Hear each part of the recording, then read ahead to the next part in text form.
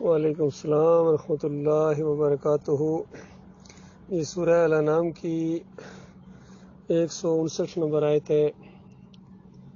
بے شک جن لوگوں نے اپنے دین کو جدا جدا کر دیا اور فرقہ فرقہ بن گئے، اے نبی آپ کا ان سے کوئی تعلق نہیں ہے، بس ان کا معاملہ اللہ کے حوالے ہے۔ پھر ان کو بتا دیا جائے گا کہ وہ دنیا میں کیا کرتے رہے تھے، ان کے کرتوت کیا تھے۔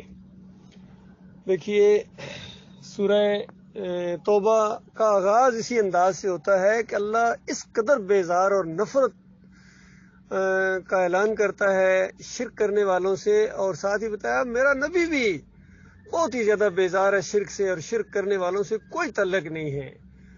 تو غور کرو اللہ کے بندو، یہ بہت بڑی بدبختی ہے آج امت مسلمہ کی۔ جس چیز کے ساتھ بہت زیادہ بیزاری کی گئی تھی، نفرت کی گئی تھی، لعنتیں بھیجی گئی تھیں، اور مشرک کہا گیا تھا جس عقیدے والوں کو، وہی چیز اختیار کی ہے مسلمانوں کی ایک عظیم اکثریت نے۔ بہت چند، اب تو کوئی بحیثیت جماعت جس طرح بڑی جماعتیں پائی جاتی ہیں، کسی جگہ ایمان 100% کلیئر نہیں ہے، کسی نہ کسی کا لگاؤ ہے شرک کے ساتھ، کسی میں تھوڑا، کسی میں زیادہ۔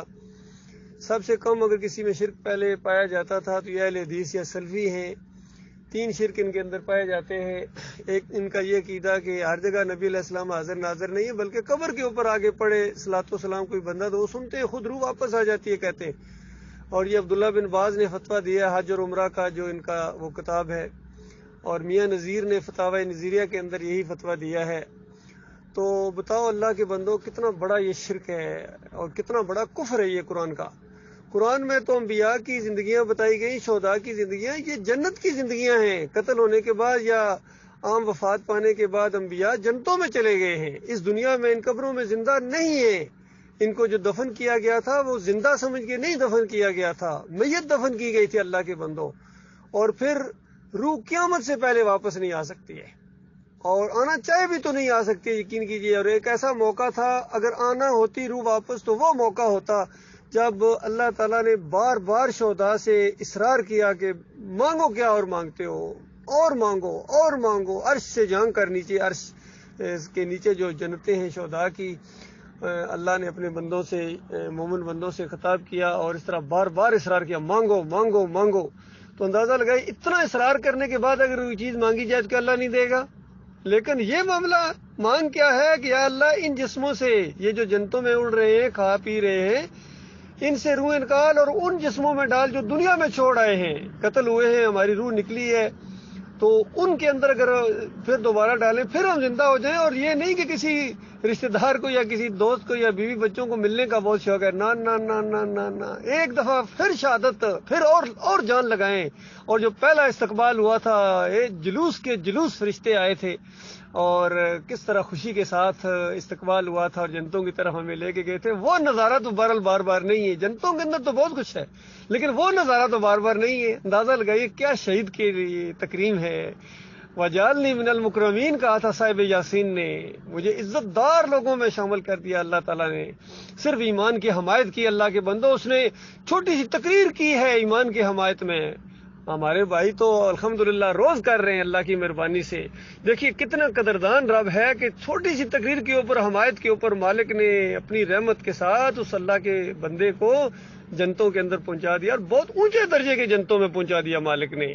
تو یہ جو انداز ہوتا ہے مومنوں کا کہ ایمان کی حمایت میں اٹھ کھڑے ہوں، خاص کر اس وقت جب پوری دنیا اس طرف رخ نہ کر رہی ہو، اور یہ بندے اللہ کی عزت کے لیے، اللہ کی وقار کے لیے کھڑے ہو جائیں، اور پھر جماؤ دکھائیں۔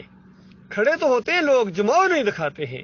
تو یہ جماؤ کا معاملہ ہے اللہ کے بندوں، اور آزمائش بھی جماؤ کی ہے کہ تم اپنے ایمان اور عقیدے میں کس قدر پختہ ہو، پختگی کا امتحان ہے۔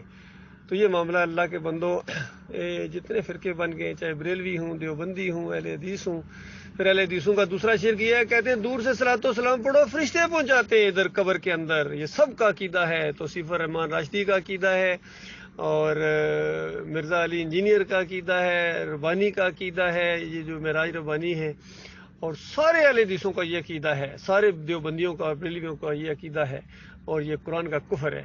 پھر اہل حدیثوں کے اندر یہ تعویذ گنڈے کا شرک بھی ہے، پھر جمہوریت کا شرک بھی ان کے اندر ہے، تو یہ ان کے اندر شرک ہے. اب سب سے کم شرک جو ہے یہ محمد حنیف کی جماعت کے اندر ہے. موٹا بڑا شرک جسے کہتے ہیں، سجدہ تعظیمی کا شرک ان کے اندر آ گیا ہے. اور اس کے کچھ چیلے ہیں، منور سلطان اور قاری خلیل الرحمان، ڈاکٹر عبداللہ، یہ سب نے اس کو سپورٹ کیا ہے. رفعت نواب نے بھی، اور جتنے بھی ان کے ہیں عتیق الرحمان لوگوں نے اس کو سپورٹ کیا ہے. اور ان کے کندھوں کے اوپر رکھ کے رائفل اس نے ایمان خالص کے اوپر ڈاکٹر عثمانی رحمۃ اللہ علیہ کی یہ جو جماعت بنائی تھی مومنوں کی، اس کے اندر پھر شرک کا انجیکشن اس نے دے دیا. بہت کم لوگ بچے ہیں. تو یہ اب فرقہ بن گیا ہے. جب شرک آتا ہے تو وہ فرقہ بن جاتا ہے، کیونکہ فرقہ ہوتا ہے قرآن اور حدیث سے فرق کرنے کی وجہ سے فرقہ بنتا ہے. اور پھر دوسری بات یہ ہوتی ہے کہ اگر کوئی دو باتیں آ جائیں، نبی علیہ السلام کی کوئی دو باتیں بالکل ثابت ہیں مثال کے طور پر، اور بندہ کہے نہیں میں تو اپنے عالم کی وجہ سے یہ بات مانتا ہوں دوسری نہیں مانتا ہوں، تو وہ فرقہ بن جائے گا. تو جو چیز جس طرح ثابت ہے اسی طرح مانا جائے. قرآن میں جتنی بات جو آئی ہے اس کو مانا جائے، چاہے ملائکہ کے سجدے کا معاملہ ہو، جتنی بات آئی ہے مان لو اللہ کے بندو. اور یوسف علیہ السلام کے معاملے میں یہ سجدہ شکر ہے جو اللہ کو کیا گیا ہے، یوسف علیہ السلام کو نہیں ہوا ہے.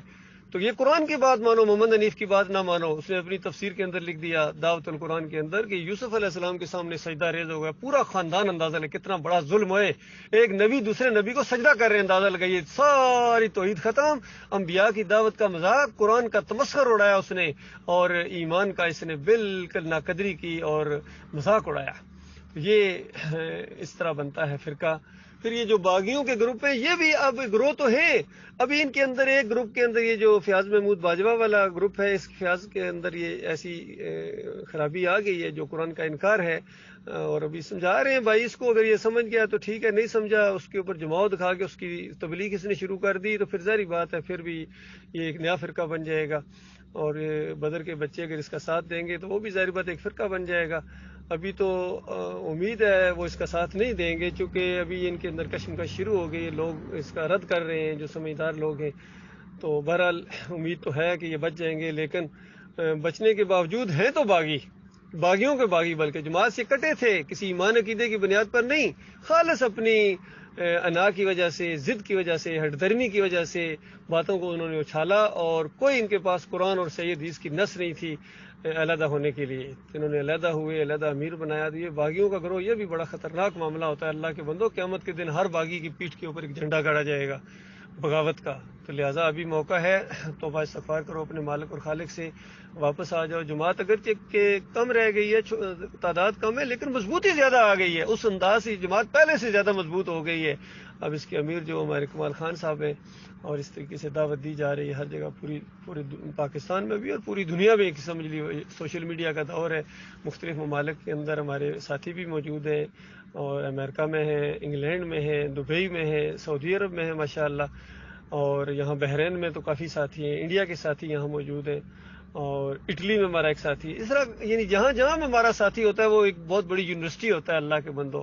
اور ایمان عقیدے کے لیے وہ بہت ہی زیادہ کوشش کرتے ہیں ہمارے ساتھی. اللہ تعالیٰ ہمیں استقامت عطا فرمائے، پختگی عطا فرمائے، ہماری حفاظت فرمائے، ہمارا مالک اور خالق. السلام علیکم ورحمۃ اللہ وبرکاتہ.